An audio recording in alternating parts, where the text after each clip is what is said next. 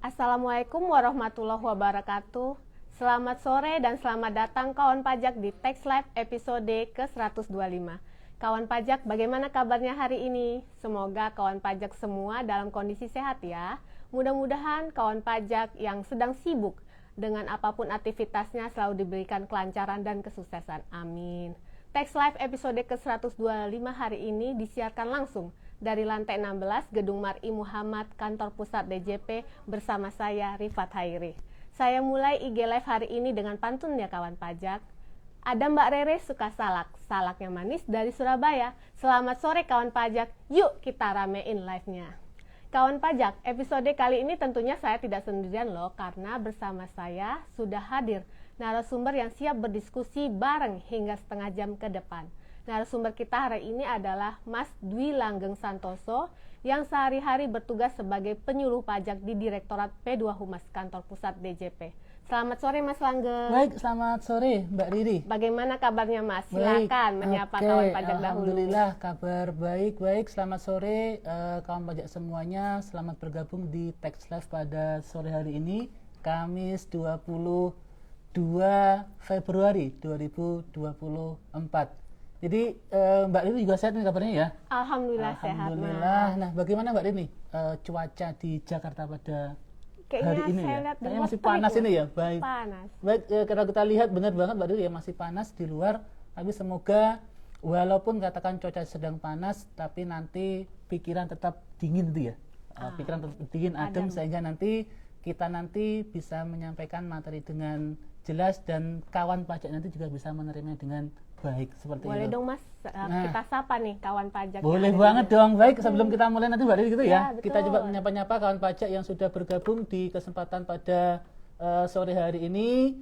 Kalau kita lihat ada sudah sekitar 189 itu ya Mbak Riri ya, 190 peserta yang sudah hadir.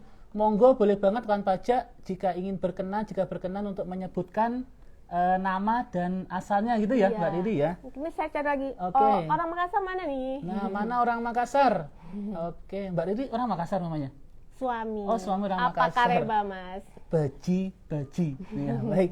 Monggo kawan pajak untuk menyapa kami semua, kami persilahkan, ataupun misalnya nanti juga kawan pajak ingin mungkin menyapa ataupun menyampaikan informasi ini kepada para tetangga, para teman untuk menginformasikan Tax Live pada sore hari ini, kami juga sangat berterima kasih. Semoga nanti lebih banyak lagi peserta yang bergabung itu ya Mbak Riri ya. Amin. Baik, monggo langsung Mbak. Jadi pada sore ini kita mau ngobrolin apa Mas Langgeng? Apa ada peraturan terbaru yang terbit? Atau ada informasi apa nih yang harus diketahui oleh kawan pajak Mas? Baik Mbak Riri, seperti halnya mungkin saya yakin kawan pajak sudah pada mengetahui itu ya terkait materi apa yang akan kami sampaikan. Soalnya kan sudah ada video teaser yang kita bagikan tuh ya, di IG gitu ya. Jadi pada kesempatan sore ini nanti kita masih akan membahas terkait dengan aplikasi eBupot 2126 ya. Walaupun dalam beberapa episode sudah kita bahas itu ya, harapannya nanti kawan pajak tidak bosan ya Mbak Didi gitu ya terkait eBupot ini. Bener banget Mas Langgeng, semoga kawan pajak tidak bosan ya, karena dalam Tax Live ini sudah beberapa kali atau mungkin kita sering bahas terkait PPh 21 ataupun SPT 2126 web. Amin. Memangnya kali ini ada hal baru apa yang ingin disampaikan Mas kepada kawan pajak semua? Nah baik Mbak Didi dan kawan pajak, seperti kita ketahui bahwa tanggal 16 kemarin, 16 Februari itu ya Mbak Riri ya, bahwa DJP sudah merilis aplikasi eBupot 2126 yang versi terbarunya, yaitu versi yang 1.2. Jadi itu adalah versi terbaru saat ini untuk aplikasi eBupot 2126. Tentunya versi yang 1.2 ini adalah menyempurnakan versi-versi sebelumnya. Karena memang Mbak Riri pada prinsipnya aplikasi eBupot 2126 ini kan terus dikembangkan oleh tim pengembang, oleh tim IT. Sehingga nanti juga tidak menutup kemungkinan dalam beberapa kesempatan ke depan nanti akan ada berikutnya update-update yang lebih baru lagi. Karena penyempurnaan itu penting ya Mas? Iya benar banget Mbak Riri. Terus apa nih yang baru dalam eBupot 2126 versi 12 ini Mas? Nah baik, kalau kita lihat dalam eBupot yang sekarang yang versi 1.2 ini maka setidaknya ada 5 pembaruan Mbak, ataupun 5 updating itu ya yang dilakukan oleh DJP. Pertama adalah bahwa terdapat penambahan akumulasi penghasilan pada bukti potong yang final Mbak. Biasanya ini kan atas pesangon ataupun yang tadi pensiun yang dibayar sekaligus, itu yang pertama. Yang kedua adalah bahwa generate bukti potong tahunan 1721. Ini tahunan 1721. Yang ketiga adalah bahwa bisa untuk mendownload semua bukti potong pada user perekam. Yang keempat, bisa juga untuk mengenerate billing dan untuk sekaligus merekam bukti setoran pada user perekam. Sedangkan yang terakhir atau yang kelima adalah bahwa daftar bukti potong itu nanti hanya menampilkan status bukti potong yang masih aktif gitu Mbak. Boleh nggak nih Mas Langgeng kita bahas satu persatu agar kawan pajak lebih paham. Yang pertama nih updatean terkait penambahan akumulasi penghasilan pada bukti potong final pesangon. Itu seperti apa Mas? Nah baik kawan pajak Mbak Riri, coba saya mulai dari yang pertama. Updating yang pertama tadi adalah membahas ataupun mengatur terkait bahwa terdapatnya penambahan akumulasi penghasilan pada bukti potong yang final. Jadi sebelum kita masuk ke bukti potong final Bapak Ibu atau kawan pajak, kita harus paham dulu konsepnya terkait yang terutang final. Jadi kita nanti akan mengacu ke PMK nomor 16 tahun 2010. Jadi dalam ketentuannya bahwa PMK nomor 16 kemarin melalui PMK 168 kan tidak dicabut. Artinya statusnya masih berlaku. Nah, dalam pengaturannya bahwa kawan pajak bahwa atas penghasilan gitu ya yang diterima tadi oleh atas uang pesangon, uang manfaat pensiun, tunjangan hari tua ataupun jaminan hari tua itu nanti kan terutang final gitu ya. Tapi dengan syarat bahwa tadi diberikannya nanti dalam konteks yang dibayarkan sekaligus. Nah, sekaligus ini maksudnya bukan sekaligus artinya langsung ketika diterima nanti langsung dipotong final dalam artian bahwa nanti pasti terpotong, tapi tidak, konteksnya bahwa itu nanti adalah merupakan tadi sekaligus tadi juga bisa ada rentang waktu Mbak. Jadi rentang waktunya ketika masih dalam rentang waktu 2 tahun maka itu masih bisa dikategorikan sebagai pembayaran yang sekaligus. Jadi tetap dipotong final. Implikasinya, misalnya contohnya gini misalnya, ada pemberi kerja, katakan dia membayarkan uang pesangon, katakan di bulan ini, gitu ya. Berarti nanti kan sudah dipotong final, gitu ya. Kemudian katakan nanti entah di bulan berikutnya atau mungkin di 3 bulan berikutnya membayar lagi tadi uang pesangon tadi, gitu ya. Berarti nanti di pembayaran yang kedua nanti maka nanti menganut prinsip yang akumulasi tadi, seperti itu. Nah, dari sisi aplikasi bahwa untuk menginput tadi kawan pajak, maka nanti ketika menginput key-in nanti, maka nanti akan ada pilihan nih. Apakah sifat penghasilannya tadi merupakan akumulasi atau tidak. Gitu Mbak Riri. Gimana dengan update yang kedua nih Mas? Generate Bupot tahun 1721A1. Nah, ini yang kedua ini menurut saya Mbak Riri adalah salah satu yang paling menarik dan yang paling ditunggu oleh kawan pajak. Karena memang sebelum 16 Februari dalam aplikasi e-Bupot itu belum bisa atau belum diakomodir untuk membuat bukti potong tahunan. Jadi ya, yang 1721A1. Padahal dalam praktiknya ada keharusan para pemberi kerja untuk memberikan bukti potong 1721. Misalnya katakan ada pegawai yang pindah, mutasi gitu ya, resign gitu ya, ataupun pensiun, kan tetap harus diberikan bukti potong 1721A1. Nah, melalui versi 172 ini maka sudah diakomodir pembuatan bukti potong 1721A1. Nah, sebelum kita nanti membahas Mbak Riri bagaimana pembuatan bukti potong itu sendiri, maka saya akan mencoba merefresh Bapak Ibu ya, kawan pajak terkait konsep dari 1721A1 itu sendiri. Prinsipnya bahwa namanya 1721A1 adalah peruntukannya untuk pegawai tetap atau pensiunan tadi yang menerima penghasilan secara berkala. Berikutnya bahwa umumnya bukti potong tadi 1721A1 tadi dibuat di akhir tahun atau di Desember. Tetapi tidak menutup kemungkinan juga bisa dibuat di akhir masa pajak. Ya tadi contohnya misalnya nih, tengah tahun katakan ada pegawai yang resign, ada mutasi, dan lain sebagainya. Berarti tetap di tengah tahun tadi harus dibuat bukti potong 1721A1-nya. Terus berikutnya, waktu pemberian bukti potong 1721A1 bahwa diatur dalam Per 02 adalah diberikan paling lama 1 bulan setelah masa pajak berakhir. Katakan di akhir Februari ada pegawai yang katakan resign, ya berarti nanti pegawai tadi Maret harus menerima bukti potong 1721A1 tadi di akhir Maret. Oh, baik Gitu, Mas Mbak. Langgeng. Nih, bagaimana dengan pembuatan bukti potongannya, Mas? Nah, terkait pembuatannya sekarang Mbak Diri gitu ya, bahwa aplikasi sudah menyediakan. Artinya bahwa pembuatan bukti kepotong ini wajib melalui aplikasi eBupot 2126. Nah, untuk metodenya tentunya masih ataupun bisa diakomodir dengan dua cara, dua mekanisme. Bisa melalui key-in, artinya nginput sendiri itu yang input dalam webnya, atau yang kedua juga diakomodir yang namanya melalui menu impor, seperti itu. Nah, supaya kita ataupun kawan pajak bisa lebih mungkin memahami bagaimana pembuatannya di aplikasi, mungkin saya akan ada sedikit ilustrasi tuh Mbak Diri ya, terkait case. Misalnya gini, katakan ada pegawai di mana penghasilannya dalam sebulan katakan 10 juta rupiah, gitu ya, 10 juta rupiah per bulan. Kemudian dari sisi katakan perkawinan atau PTKP, katakan beliau belum menikah, seperti itu. Terus kemudian ternyata tidak ada iuran pensiun yang dibayar gitu, oleh pegawai tadi. Nah, berarti dalam terus berikutnya di bulan kedua ternyata pegawai tadi katakan resign. Nah, bagaimana alur pemotongan pajaknya atau mekanismenya?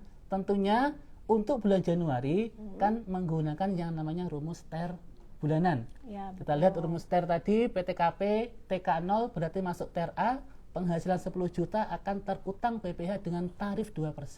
Oleh karena itu PPh-nya adalah Rp200.000.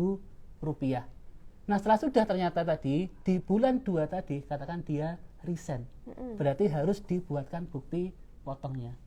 Nah, setelah sudah kan pajak berarti nanti harus membuat bukti potong dalam aplikasi eBupot tadi. Pilih yang pembuatan bukti potong tahunan 1721A1. Berikutnya input identitas dan sebagainya kan ya.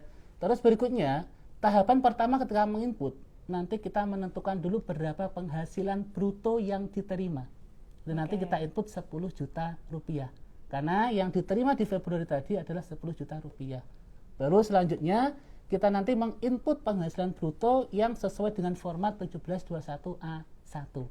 Misalnya, pertama adalah katakan nanti terkait dari gaji. Berarti nanti kita input 20 juta rupiah, gitu ya. Iya, betul. Januari 10 juta, Februari 10 juta. Jadi ketemu 20 juta rupiah. Anggap saja tidak ada penghasilan lainnya itu ya. Berarti penghasilan brutonya total tadi adalah 20 juta rupiah. Berikutnya kita kurangkan pengurang-pengurang yang bisa. Tadi yang pasti adalah biaya jabatan gitu ya. Sebesar 5%. Gitu. Jadi seperti itu. Nanti dari 5% dari 20 juta adalah 1 juta rupiah. Terus tadi iuran pensiun karena tidak ada berarti kan 0 itu Mbak Diri ya. Setelah sudah kita kurangi saja berarti 20 juta dikurangi dengan 1 juta ketemu 19 juta rupiah. Itu adalah penghasilan netonya. Setelah sudah gitu ya tentunya dikurangi dengan PTKP. Tadi belum menikah berapa Mbak Diri? 54 ya Mbak? Nah benar banget, kurangi 54 juta rupiah karena tadi statusnya adalah belum menikah dan tidak ada tanggungan lainnya seperti itu. Jadi ketemu masih 0 itu ya, artinya kan lebih besar PTKP daripada penghasilan. Oleh karena itu PPh totalnya adalah 0. Baru nanti kemudian kawan pajak nanti menginput di nomor 22. Yang dimasukkan adalah bahwa nanti memasukkan PPh pasal 21 atau pasal 26 yang sudah dipotong. Jadi diinput tadi yang Januari tadi sebesar Rp200.000. Nah, setelah sudah maka nanti di kolom 23 maka nanti akan muncul nih statusnya tadi apakah kurang bayar atau lebih bayar. Jadi nanti kan PPh terutama dikatakan 0 dikurangi yang sudah dipotong tadi sebesar 200.000 maka nanti akan minus di nomor 23. Minus 200 nah, ya minus Rp200.000. Ini adalah bukti potong yang sudah jadi tadi. Konsepnya seperti ini. Atas tadi contoh katakan pegawai tadi yang resign di bulan Februari. Gitu Mbak Riri. Oke. Jadi ini ada kelebihan potong sebesar 200.000. Hal ini harus dimunculkan kelebihan bayarnya pada SPT pemberi kerja. Betul nggak Mas Langgeng? Nah, benar banget Mbak. Tentunya hal ini sebenarnya kan sudah diatur tuh ya, baik dalam PMK 168 maupun diatur dalam Per 02 2024. Jadi prinsipnya nanti bahwa ketika ada lebih potong tadi katakan itu ya, bahwa nanti hak yang uang 200.000 tadi itu adalah hak dari penerima penghasilan gitu ya. Jadi nanti pemberi kerja atau perusahaan wajib memberikan 200.000 tadi yang seperti itu. Itu dari sisi pemberi kerja ataupun uangnya tadi 200.000. Sedangkan dalam administrasi 200.000 tadi dari sisi pelaporan SPT nanti kan tetap harus dilaporkan dalam SPT masanya supaya nanti munculnya tadi yang 200.000 tadi seperti yang lebih bayar tadi kan seperti itu. Nah, bagaimana cara memunculkannya? Tentunya nanti pasti dimunculkan dalam SPT masa 2126-nya. Nah, sebelum kita masuk ke caranya Mbak Riri, kita ataupun saya kawan pajak akan mencoba dulu kita merefresh dulu ya. Seperti apa sih sebenarnya SPT 1721 yang sekarang ini tuh ya, yang berdasarkan Per 02. Bahwa namanya SPT 21 atau 26 masa ini Bapak Ibu atau kawan pajak, maka terdiri dari formulir induk dan lampiran. Lampirannya nanti ada 8. Lampiran pertama berisi apa? Berisi daftar bukti pemotongan pegawai tetap ataupun pensiunan. Yang kedua, lampiran 2 ya, daftar bukti potong pemotongan ya yang tidak final atau yang terutama pasal 26.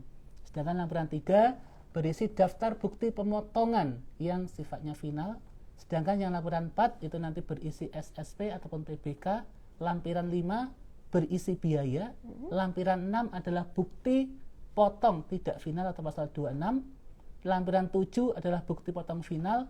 Dan lampiran ke-8 nanti adalah bukti potong yang bulanan. Jadi setelah sudah tadi katakan Mbak Didi tadi ya, buat 1721A 1 tadi itu ya, maka nanti datanya tadi kawan pajak nanti akan masuk ke lampiran yang 1 tadi. Karena konsepnya adalah lampiran 1 tadi adalah berisi daftar bukti pemotongan pegawai tetap ataupun pensiunan.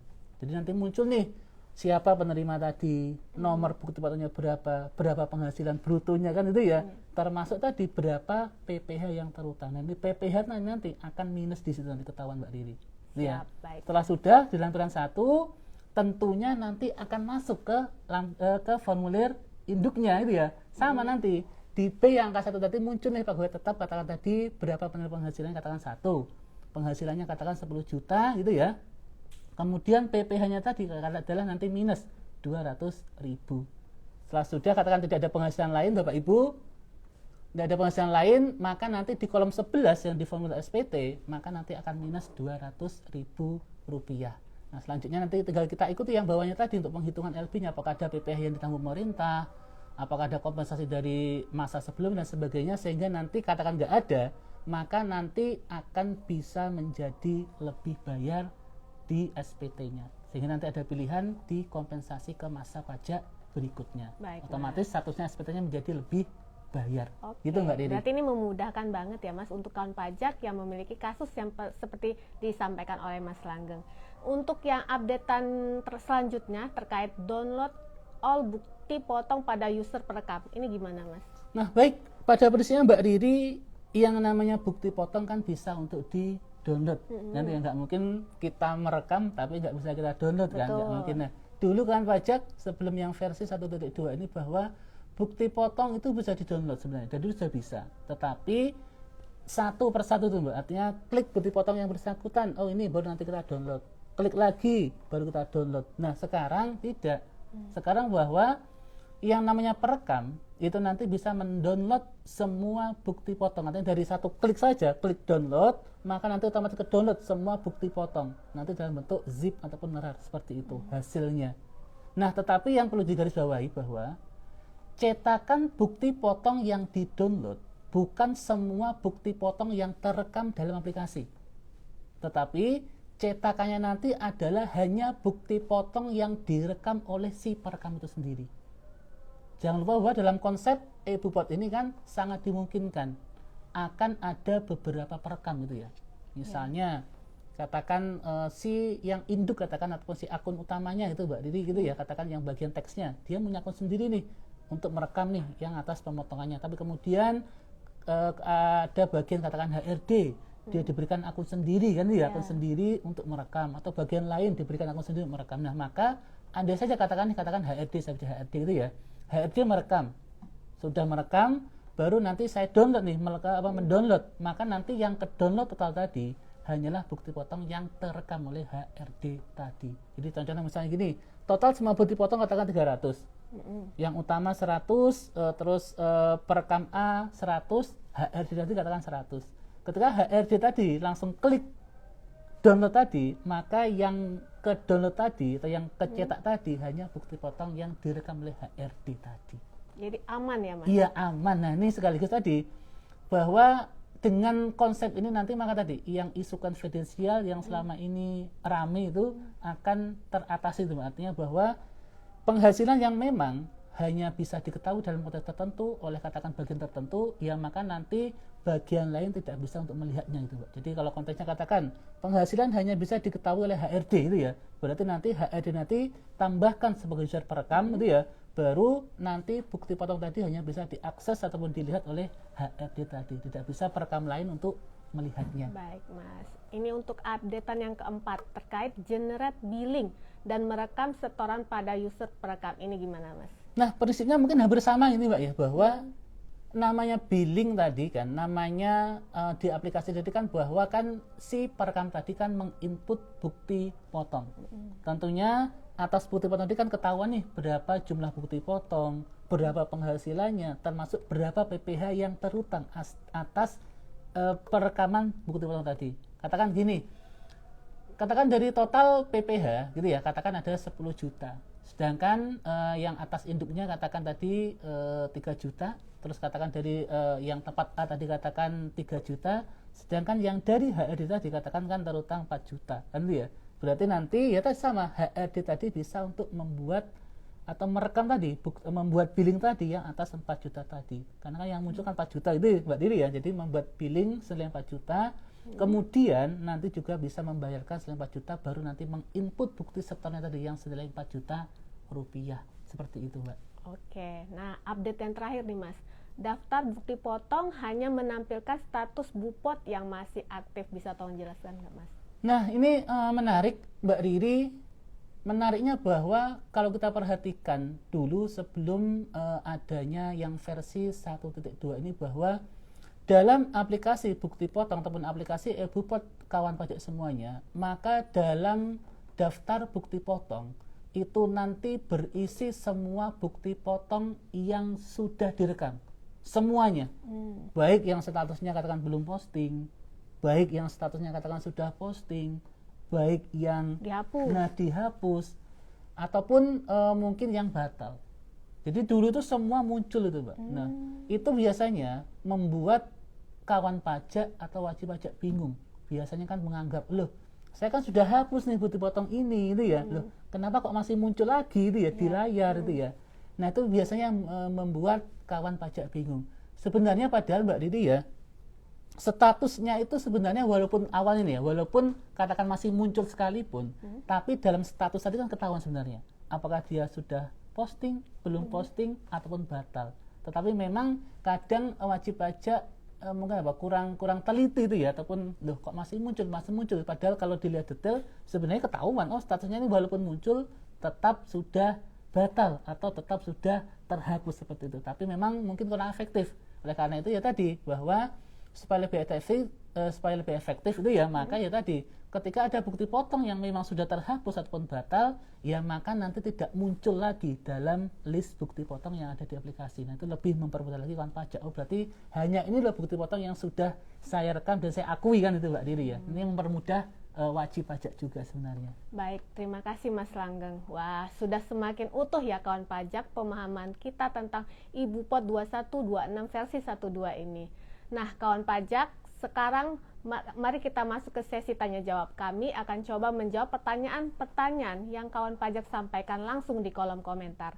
Tanya jawab ini akan kami bagi dua ya kawan pajak. Pertama, menjawab pertanyaan di episode sebelumnya yang belum sempat terjawab dan kami rasa pertanyaan penting untuk dibahas pada sore hari ini. Dan yang kedua, menjawab pertanyaan yang ada di kolom chat pada IG Live sore ini. Oke, siap. Oke, Mbak pertanyaan Riri. pertama nih Mas, dari Baik. episode sebelumnya. Oke. Mengapa susah banget untuk impor bukti potong ya, berproses terus statusnya? Silakan jawab Mas. Nah, baik Mbak Riri dan Kak Pajak, dalam episode minggu lalu di IG Live yang episode 124, lumayan banyak kawan pajak yang bertanya terkait bahwa mereka sudah melakukan impor bukti potong, tetapi statusnya masih menunggu atau masih proses terus. Mereka bingung nih, apa yang perlu mereka lakukan? Apakah sabar menunggu gitu ya? Atau mungkin harus mengimpor bukti potong lagi dari impor ulang? Jawabannya Bapak Ibu atau kawan pajak, ketika Bapak Ibu atau kawan pajak katakan mengimpor bukti potong gitu ya, pastikan nanti Bapak Ibu menunggu bagaimana status impor tadi. Apakah statusnya berhasil atau ditolak atau reject? Pastikan itu dulu. Jadi kuncinya tentunya sabar dulu. Sabar sampai nanti akan ada pemberitahuan statusnya. Jangan sampai bahwa misalnya gini, katakan kawan pajak sudah mengimpor nih, katakan bukti potong 50 nih. 50 impor nih. Kemudian statusnya masih proses. Kemudian setelah ditunggu katakan 1-2 jam, loh kok masih proses terus itu? Artinya nggak sabar. Kemudian ya tadi, wajib pajak tadi, kawan pajak tadi mengimpor ulang Mbak, atas file yang sama gitu ya.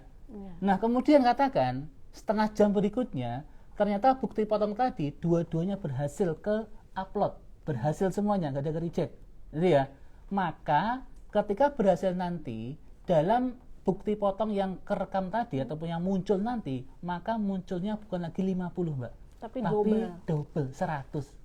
Seperti itu. Jadi untuk menghindari double tadi Bapak Ibu kawan pajak, maka pastikan ketika teman pajak kawan pajak merekam bukti potong melalui impor, maka pastikan dulu statusnya tadi. Tunggu dulu apakah berhasil atau gagal. Jika berhasil, alhamdulillah itu ya. Jika gagal, berarti nanti mengimpor ulang. Tentunya jika gagal kan akan ada list apa yang gagal itu ya di daftar kali kanan itu ya. Oh listnya ini karena misalnya bermasalah di baris ini. Oh ada yang salah di baris ini, nanti bisa dibetulkan. Baru nanti diimpor ulang lagi. Jadi intinya kawan pajak bersabar dulu. Nah benar banget, harus sabar intinya seperti itu. Pertanyaan kedua Mas, tarif menggunakan NIK yang masih normal tidak ada kenaikan, gimana Mas? Nah ini juga yang menarik menurut kami itu ya, menurut saya itu Mbak Riri ya, bahwa ketika kita bicara bahwa ketika penggunaan e-bupot itu ya, terus nanti kita menginput NIK gitu ya, ternyata berhasil, maka tarifnya itu tidak ada kenaikan. Nah hal yang harus kita pahami kawan pajak bahwa pada tanggal 13 Februari kemarin DJP menerbitkan ya, pengumuman dengan nomor Peng 6 garing PJ.09/2024. Jadi ada pengumuman dengan nomor tadi ya, Peng 6 lah sebenarnya kita menyebutnya ya, Peng 6 tahun 2024. Intinya atau prinsipnya yang diumumkan itu Mbak Riri gitu ya, bahwa yang namanya NPWP sebagai administrasi perpajakan, maka katakan kita bicara bahwa untuk kategori orang pribadi penduduk itu ya Mbak Riri gitu ya, maka NPWP yang bisa digunakan itu nanti adalah format 15 digit gitu ya, atau format NIK. Jadi bisa NIK, bisa NPWP. Nah benar banget, yang lama.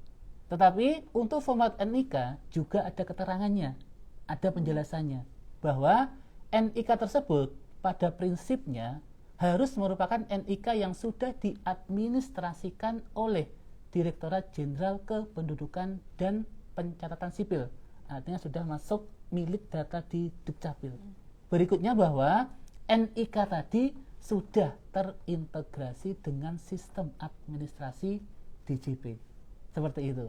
Jadi andai kata tadi, katakan ketika ada pemberi kerja menginput bukti potong dengan identitas NIK, nomor NIK itu ya, terus kemudian nanti katakan valid gitu ya, dan sudah terintegrasi dengan sistem DJP, berarti nanti tidak akan ada lagi kenaikan tarif. Artinya tarifnya normal, Mbak Riri. Jadi seperti itu. Tetapi juga kami ingatkan bahwa tadi dalam aplikasi e-Bupot, kawan pajak, bahwa aplikasi e-Bupot pada prinsipnya hanya menerima, kalau kita bicara penduduk tadi ya, orang berpenduduk hanya menerima 2 identitas saja yang bisa dimasukkan, yaitu NPWP dan NIK. Nah, untuk NIK ini kawan pajak nanti ada juga semacam validasi. Jadi misalnya gini, katakan ada pemberi kerja, katakan ingin memotong penghasilan pajak seseorang. Terus orang tadi katakan memberikan NIK-nya. Jadi nanti ketika membuat bukti potong, nanti input dulu katakan tahun pajak, masa pajak, dan terusnya. Nanti kan berikutnya kan kita menentukan ataupun tadi menginput NIK-nya. Jadi nanti untuk validasi nanti bahwa ada 2 hal yang harus sama yang diinput. Pertama adalah nomor NIK itu sendiri, dan yang kedua adalah nama, Mbak Riri. Nah, pastikan nama yang diinput nanti adalah nama yang sama persis dengan NIK.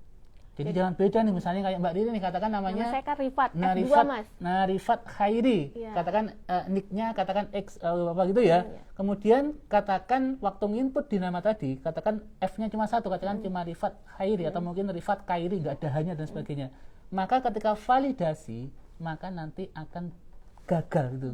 Jadi mengapa gagal? Ya karena berbeda tadi antara nama Mbak Riri di KTP itu ya, atau yang sudah tersimpan di Dukcapil di basis data kami, dengan nama yang tertulis atau Mbak tulis di aplikasi. Nah, maka nggak sinkron. Oleh karena itu belum bisa valid. Jadi nanti masih ke reject. Baik, Mas Langgeng. Ini pertanyaan ketiga dari episode sebelumnya. e-Bupot yang untuk bendahara itu menggunakan apa, Mas Langgeng? Nah, baik kawan pajak, terkait untuk yang bendahara tentunya sudah ada ketentuan sendiri yang mengatur. Ada yang namanya Perdirjen nomor 17 tahun 2021. Jadi bendahara terkait proses pemungutan pajak dan nanti diadministrasikan dan didokumentasikan, nanti wajib menggunakan yang namanya aplikasi juga e-Bupot jadi namanya, tapi e-Bupot instansi pemerintah. Nah, instansi pemerintah ini ada 2, Mbak Riri. Ada yang khusus untuk pasal 21, ya artinya atas semua pemotongan PP pasal 21 nanti menggunakan e-Bupot instansi pemerintah pasal 21. Sedangkan untuk yang lainnya, katakan motong pasal 4 ayat 2, 22 gitu ya, mungut 22, 23 termasuk PPN, maka nanti menggunakan aplikasi e-Bupot instansi pemerintah yang unifikasi. Seperti itu, Mbak. Oke. Boleh nih Mas, satu lagi pertanyaan dari kawan pajak di kolom komentar pada IG Live sore ini. Pramita Agnes ya? Pramita, benar. Ya. Untuk staf resign pelaporan di e-Bupot 21 bagaimana caranya? Apakah sudah bisa? Baik, ini tadi sebenarnya kan nggak apa-apa ya, kita ulangi lagi Bapak Ibu ya, bahwa tadi prinsipnya tadi ya, ketika katakan ada pegawai yang resign, maka nanti kan tetap harus dilaporkan dalam e-Bupot yang terbaru ini gitu ya, e-Bupot yang 2126.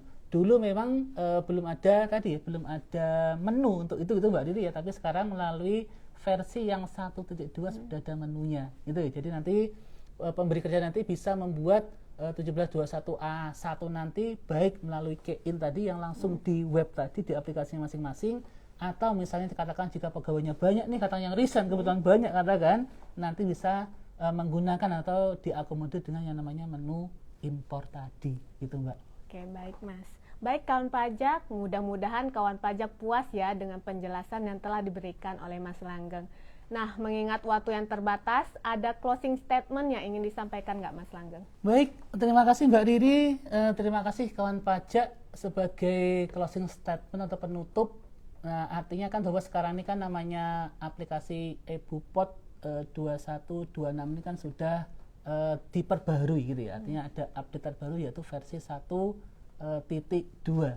Jadi kami mengharap kepada kawan pajak, misalnya tadi katakan ada pemotongan tadi pajak yang final tadi ya, atas pesangon ataupun pensiun tadi yang sekaligus, atau misalnya tadi katakan ada pegawai yang resign, pegawai yang mutasi ataupun yang pensiun, ya tolong untuk segera dibuatkan bukti potongnya melalui aplikasi e-bupot ini, karena memang sekarang sudah bisa untuk diakomodir. Jangan sampai nanti telat, itu Mbak Riri ya, karena jangan lupa diatur bahwa ada loh kapan saya batas berlakunya, kapan harus membuat, harus menyetorkannya, memberikannya kepada penerima penghasilan itu ada. Jangan sampai nanti telat, seperti itu Mbak Riri. Baik, terima kasih Mas Langgeng. Tadi kan di awal ada pantun. Nah, sebelum penutupan saya juga mau ngasih pantun kepada kawan pajak. Sawah Bapak lagi dibajaknya di hari Jumat. Sampai bertemu lagi kawan pajak, semoga ilmu hari ini bermanfaat. Baiklah, terima kasih Mas Langgeng. Baik, sama-sama Mbak Lengkap Riri. sudah materi yang ingin kita sampaikan di Siap. Tax Live sore ini. Terima kasih banyak juga kepada kawan pajak atas atensi yang telah diberikan. Mohon maaf apabila ada salah dan kekurangan dari kami. Jangan lupa ikuti Tax Live episode-episode berikutnya. Selain itu, rekaman Tax Live hari ini dan sebelumnya bisa kawan pajak saksikan kembali di IG Reels @Ditjenpajak.ri ya. Harapan kami melalui acara Tax Live kita bisa bersama-sama belajar dan menumbuhkan semangat untuk menjadi wajib pajak yang patuh, karena pajak kuat, APBN sehat. Saya Riri, Saya Langgeng. kami pamit. Wassalamualaikum warahmatullahi wabarakatuh.